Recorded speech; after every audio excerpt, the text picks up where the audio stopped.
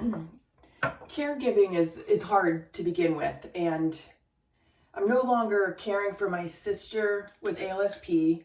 You know, my mom and my two sisters passed away from ALSP.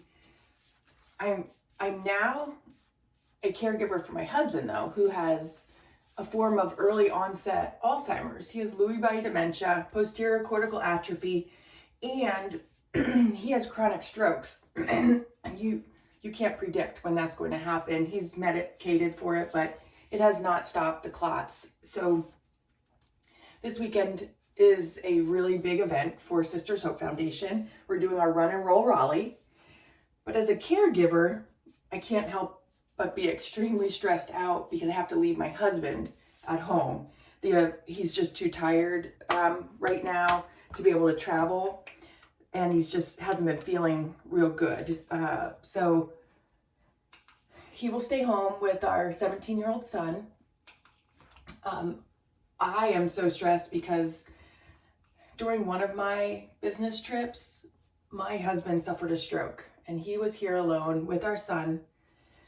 And somehow, and we don't know how long it took for this to happen or how long my husband may have been on the floor, but we do know he definitely had a stroke.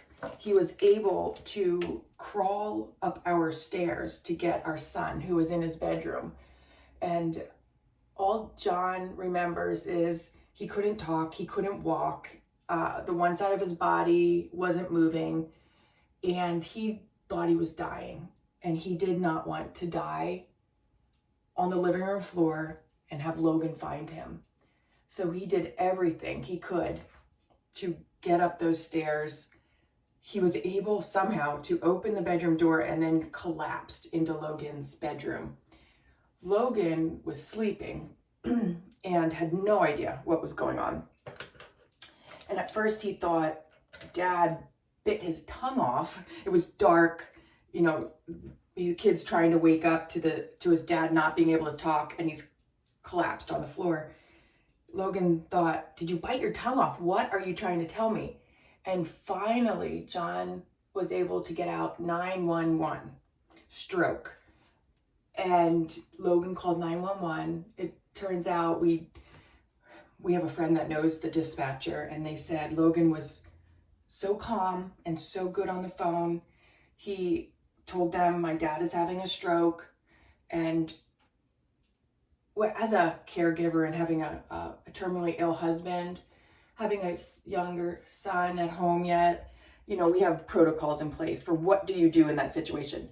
Not expecting to ever need, or hoping to God we never need those protocols. But the protocol was, if something happens to Dad, you call 911, you contact our neighbor to get to the house to help out, and you call Mom. So I knew as a mom, I wanted Logan to have someone there with him because I couldn't be there. So he did everything on the list, and he calls me, and I'm like, I knew when my phone rang and it was Logan, something wasn't right. Mom, Dad's having a stroke. 911, I called 911, the ambulance is on its way. I heard the neighbor come into the house immediately, and my heart just broke for both of them. I tried to just talk, stay on the phone, talk with them until 911, the dispatcher got back to us and got someone there to help out. So paramedics arrived, and to this day, the trauma that Logan and I have experienced from that is great. Logan suffered tremendously, and I was terrified. I'm terrified to leave them now, but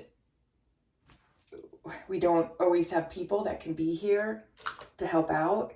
So this weekend, I'm hoping the neighbors and family will check on them, because I will worry every step of the way while I'm gone, because I don't ever want John or Logan to feel that again. So I get what you're going through. I understand the trauma that we go through with these diseases, dementia, strokes.